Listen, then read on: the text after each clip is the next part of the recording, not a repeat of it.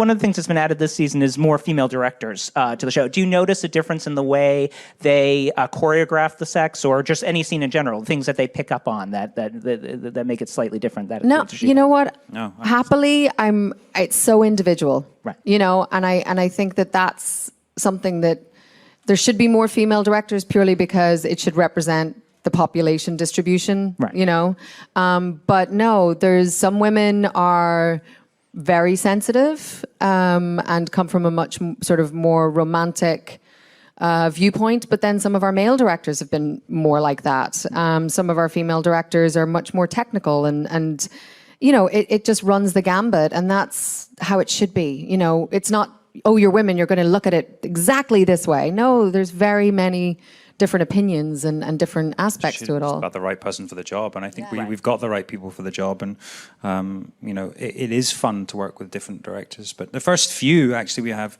Brendan, you know, who was it was kind of nice to start with him, and but then we had a real sort of mixed group of directors, and I feel like each one brings something different to the show. Right. And it's amazing, you know. I would say one of our greatest action directors was Anna Forrester, right? Who also was able to handle really sensitive material very beautifully. But one of our most sensitive, I think, romantic directors was Metin. So it, wonderful. you know, right. I think I love that Meryl Davis really fought hard to try and get as many female directors as possible.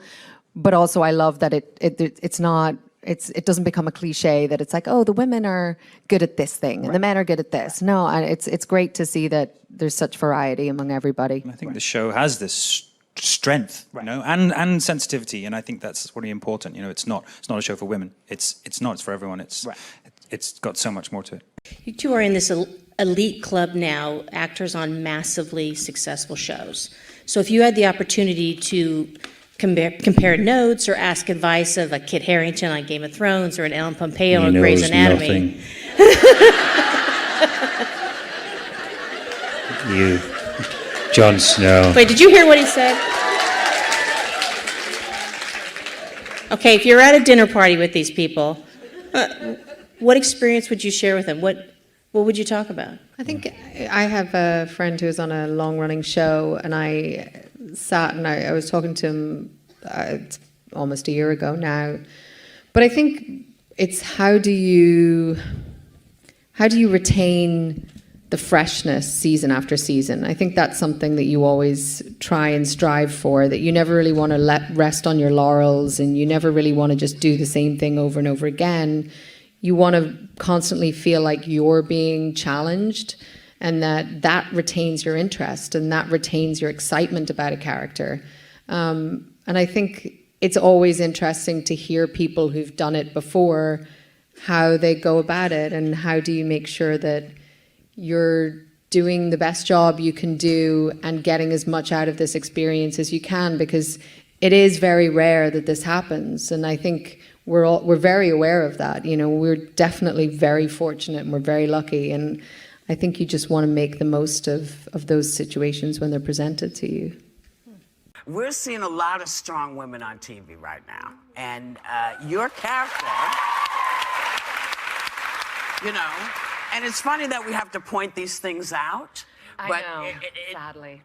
It does exist, but your character is sort of joined these ranks now. She is like seeing herself as a completely different woman than we saw her originally. And you think it's time that many women start recognizing their power and that they have the ability to become the women they want to be? Absolutely. I mean, this was a dream role.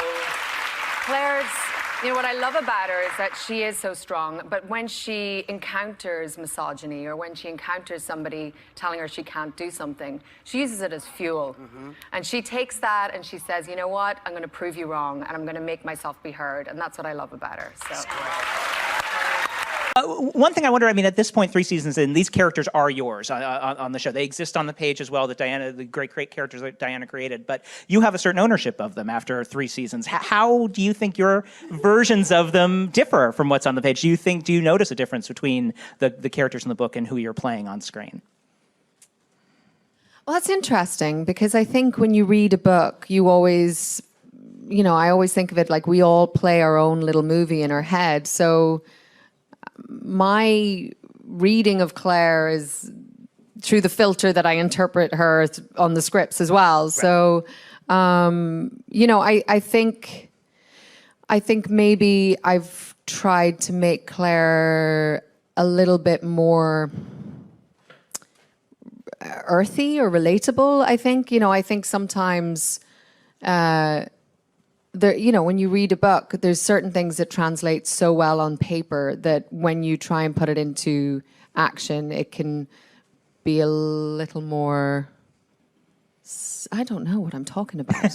I don't know. I get the page and I do what I try and do. No, we were asked this question last night, and it's Right. like, you know, when you read the book, do you hear each other's voices or whatever? And it is a tough one because ultimately the book is different to the script, even though we try and stick as close as possible. Right. And when you read the script, it's slightly different. You know, we have different writers on the show, and so ultimately, you know, we try and bring that sort of. It's funneled through many layers of interpretation, I guess. Yeah, and by the time it gets to us, I mean, there's a way that I will see things purely because my life experience informs the way I understand something. So, you know, I think it'll always be a different interpretation. Right.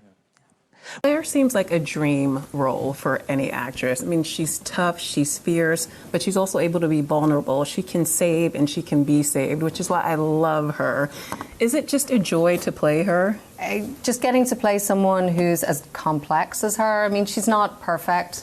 You know, she can be stubborn. She can get herself in a lot of difficult situations, but she loves fiercely. She fights fiercely. She has boundless empathy.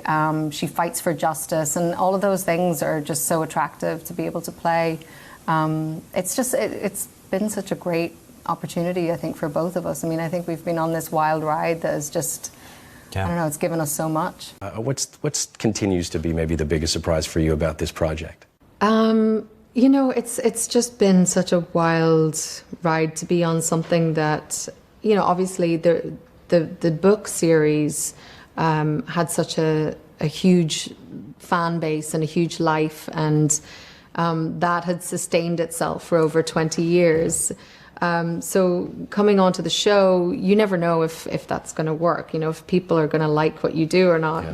That's quite a risk, but it's been amazing. I mean, it's been so gratifying to be part of something that's so much bigger than us, and you see that people's lives are so invested in these characters, and you know, there's generations of family who are into it, and that's, you know, that's crazy. Like I was a big fan of Lord of the Rings and stuff like that when I was growing up, and you know, just to be part of something. I mean, obviously we're not on that level, but part of something that's in people's lives and that they bond over. It's very cool.